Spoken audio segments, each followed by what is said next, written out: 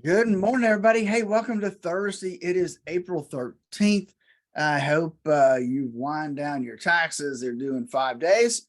Hey, other than that, yesterday we just couldn't quite get in the green when it comes to the markets. We'll talk about that and more when Dave joins us here in just a few seconds. Before we do that, though, let's not forget that there's so many things in this world that we just cannot control. However, you can control things in your retirement portfolio like risk. How much risk do you have? How much risk should you have? These are the things that you can control. Give us a call at 863-382-0037 to schedule your core retirement analysis, where we'll help you analyze your risk and make sure you're on the path for the retirement you always dreamed of. With that, we got Dave coming up next. Here, it's 20 before 9 at your 105.7 Light FM. What's the frequency, Kenneth? Oh, wrong Duran, right? Good morning. Time to check in on your finances and see what's going on Wall Street. Yesterday was a roller coaster. We started out with good news, and then the Federal Reserve minutes used that dreaded R word. Recession is a four-letter word.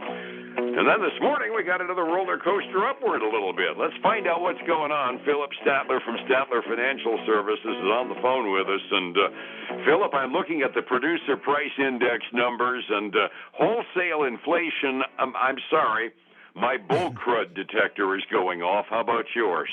Yeah, I mean, to have that big of a decline year over year, it just doesn't really doesn't weigh in very well right now.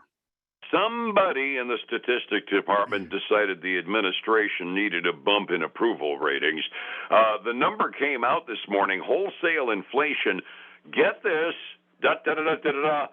fell by 0.5% last month, which gives us a year-over-year number for wholesale inflation. This is not consumer inflation. I'm sorry, the price of eggs are leveling off, but they're still way too high.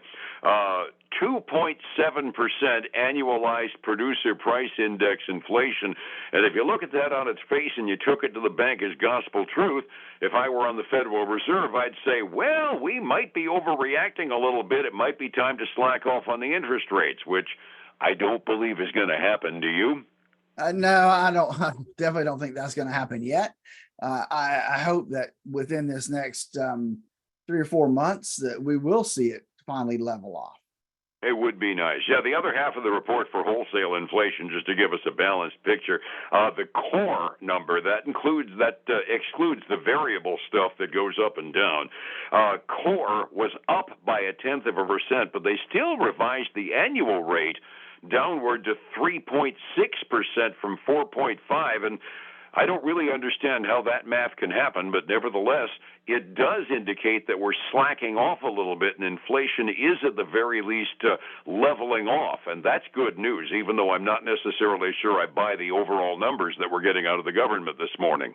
Well, and I'm going to tell you, I don't think the traders are buying it either. I mean, we're not seeing, like yesterday, we saw some big jumps, right, when the numbers came out, up to the 200 on the Dow. But we're not seeing that today. I mean, we're seeing the Dow jumped up to maybe 50, and now it's declining back down to 38, up 38. So nothing's really excited about these numbers. So I think that they're reading between the lines like you are.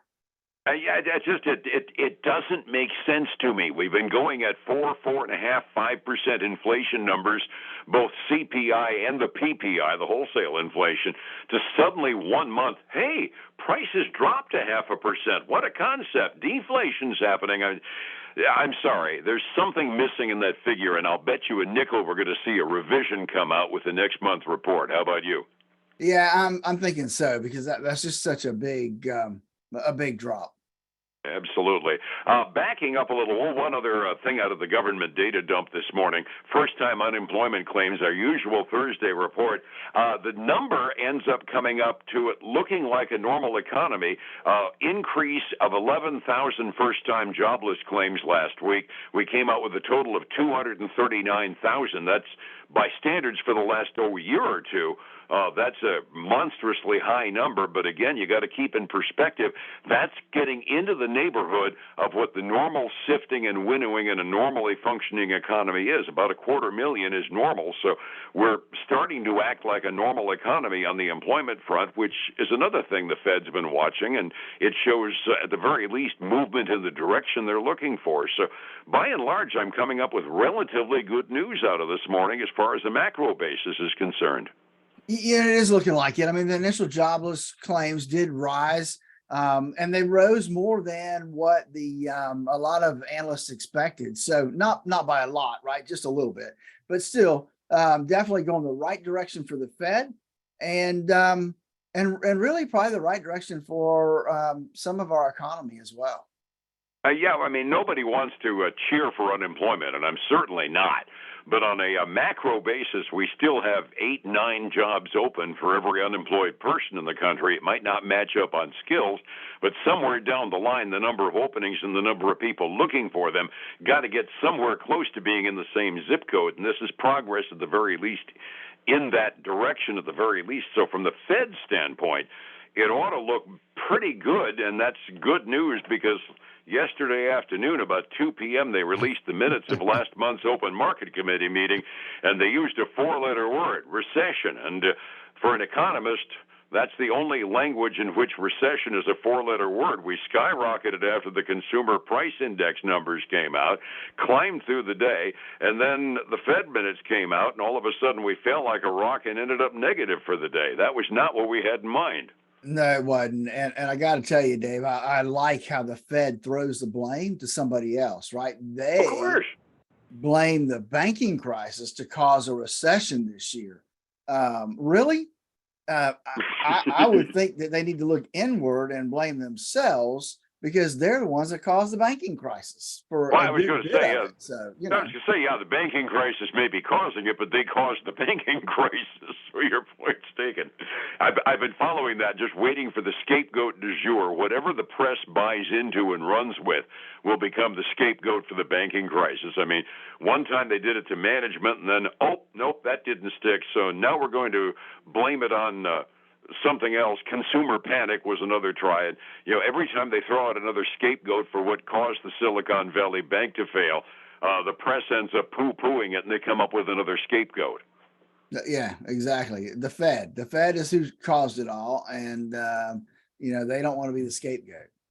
Exactly. I mean, it doesn't matter how big a governmental unit gets. They're still going to look for somebody else to blame. I mean, that's why Trump spent half the time blaming the world on Obama, and now Biden is spending his term blaming the whole world on Trump. We can't ever take blame, can we? No, absolutely not. Aren't we just cynical this morning? Earnings season begins in earnest tomorrow. We get a flood of financials coming in. J.P. Morgan, United Health as kind of an outlier.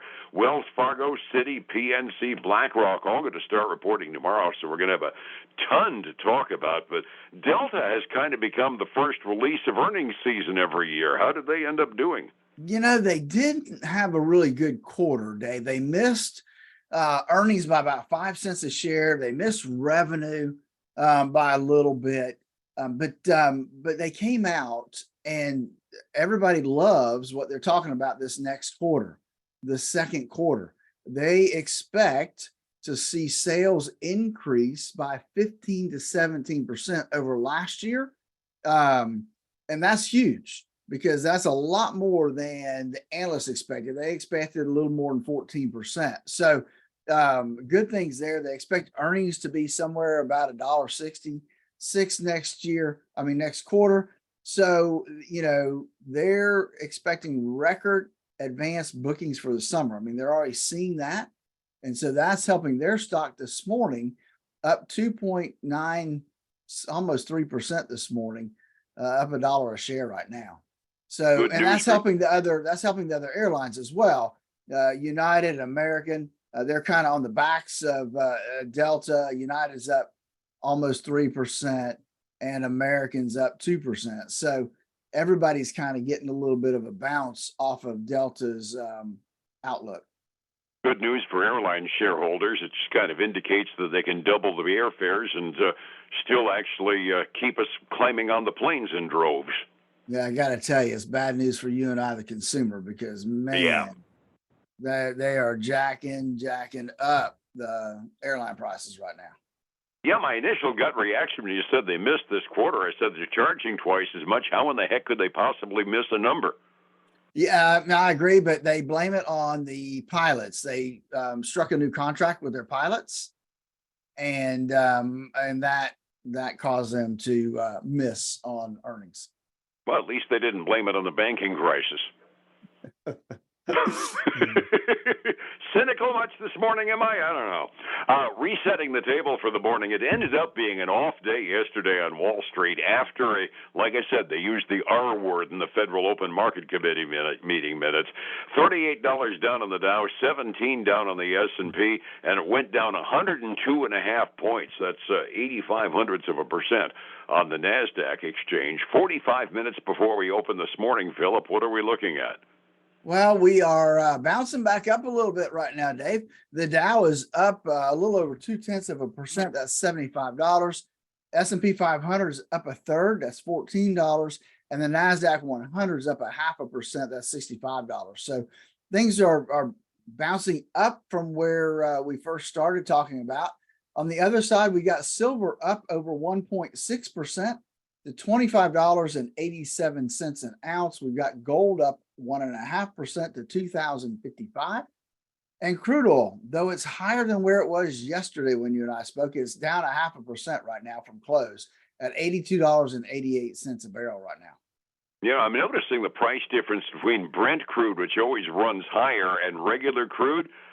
That price difference is narrowing. It's bad. If you want proof that it's the OPEC production cut that's driving the price of oil up, that's probably the best indication. Normally there's $5 or $8 between the two. Now we're down to about $4 between Brent crude, the quote premium stuff, and the OPEC stuff. I hope we're at least establishing a trading range at a higher notch level now.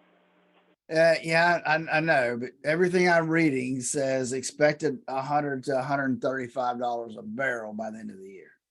Oh, poop. Don't want to hear that.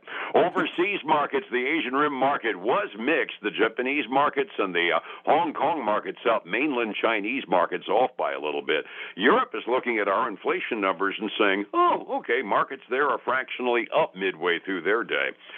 Somebody needs a plan to be able to get a retirement going, as herky-jerky as the markets are these days.